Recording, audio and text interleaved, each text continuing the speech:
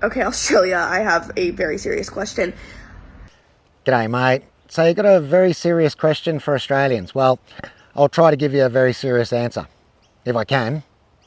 Can't give you any guarantees though. What's your question, mate?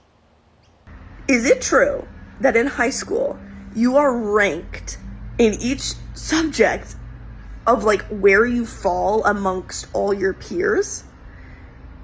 Yeah, of course. It's called a report card. We do it at the end of every semester. And it's there for a good reason. It tells your parents exactly how well you're doing at school, where you're struggling, where you're excelling, areas where you need to improve, areas where you might need to get a tutor, for example. So it's telling your parents exactly how well your child is doing in school compared to the other students. And yes, we do compare them to the other students because all the students are in the same classroom, so they're all learning the same thing.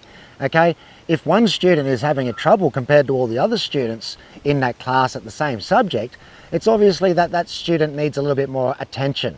Okay, so yeah, we do. It's called a report card. And I'm pretty sure that just about every school in the world would actually do a report card for the parents to tell the parents exactly how well their child is doing in school. Because that's insane. How does that not mess you up in the head? If you're like, you have 400 in your class and you're like 398th on the list of like for math. Like you suck. And everyone knows it because you're the lowest. You're like in the like bottom bracket of all of your peers on that subject. Yeah, exactly. That's the way we identify children that are struggling at maths, for example. Okay, if he's number 398 of number 400, it's obvious that he needs a bit of attention. Okay, we're not the sort of people that give everyone a participation award. Oh, well, we're getting that way, which is really fucking scary.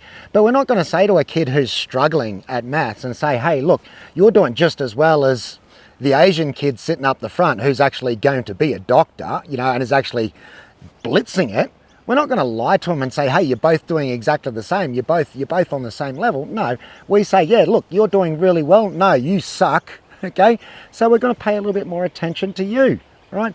And that's the problem with your generation. Your generation are more concerned about feelings than facts. You think that the person who's struggling as mass, it's more important for you to make sure that their feelings okay and they feel okay than to actually help them out and actually improve them and give them help in the subject that they're struggling in. And that's the problem with society. Okay, that's the problem. We see it all the time with United States universities and the way you guys go woke and you think that your feelings actually matter. Newsflash, love, in the real world, your feelings don't matter for nothing. Okay, no one gives a fuck about your feelings except for you. Okay, you go up to your boss in the real world and you say, oh boss, I don't really feel like doing this, or my feelings on this, I don't really feel like that. Your boss is going to say, well, fuck off then, and he's going to get someone else to do the job. Okay, the problem with young people in this world, this nowadays and in this generation, is they think that their feelings actually matter. They don't, love. No one gives a fuck about your feelings. The grading system here has been so confusing for me. The whole high distinction thing. I'm in grad school right now. Right, grad school, eh? Okay, so I can see why you're having a hard time understanding the very basic Australian grading system when you can't even understand the very basic Australian school system, okay? We don't have grad school in Australia. There's no such thing. Actually, I think it's only the United States that has grad school, okay? We have primary, secondary and tertiary. They're our schooling systems, okay? But once again, I can see you're one of these Americans that when you got on a plane and you flew to another country in a different continent, in a different hemisphere, and you got off that plane, you expected everything in that new country to be exactly the same as the United States, yeah? What the frick is the point? When you it's impossible to get 100. They tell you that, you will never get 100. You'll probably never get 90. I'm like, then why am I trying? Well, you can get 100, love. You can get 100. I think you got it confused, okay? I think when they were talking, you thought they were generalising, saying, you can't get 100, whereas they were actually being specific. And they were saying, you won't get 100, and you probably won't get 90. Okay, we're pretty honest in Australia. Okay, if you're the sort of person that's probably not going to get 90, we'll tell you. So I think that person was actually talking to you specifically, because I guarantee you 90% of the Asians that are in the schools in Australia, they'll get 90 or 100. I hate the stereotype, but it's true, okay? So I think they were actually talking to you specifically, that you're not going to get 90. High distinction? What does that give me? In the US, like A, B, C, D, like these mean things. Well, actually, love, a high distinction does mean something as well. Actually, it's got a lot more meaning than just a letter.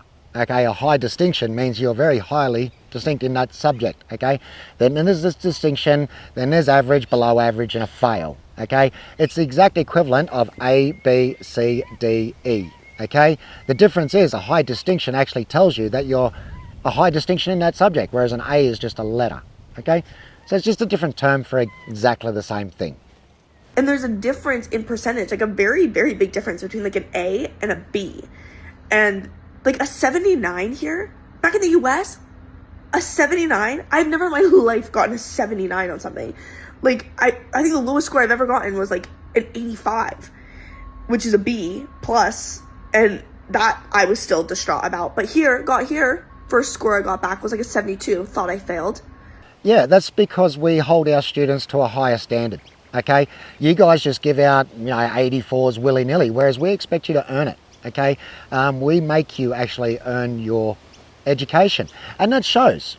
We see it all the time, especially we see it as an example of the United States education system. I mean, you guys, I reckon you'd have a hard time spelling geography, let alone knowing anything about it. I mean, we see it all the time on social media. I mean, the American education system is literally the joke of the world.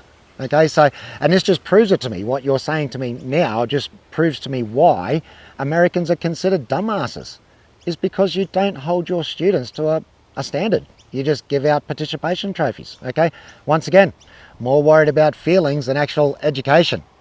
But then you're more worried about your Second Amendment right than you are for education and the safety of your children. That's obvious. I was just in pieces about it. I was like, oh my gosh, what am I even doing here? And then everyone's like, great job. A 72. A 70, what? And they're like, yeah, it's like really hard to get above like a 50. What? Why? Why is it hard?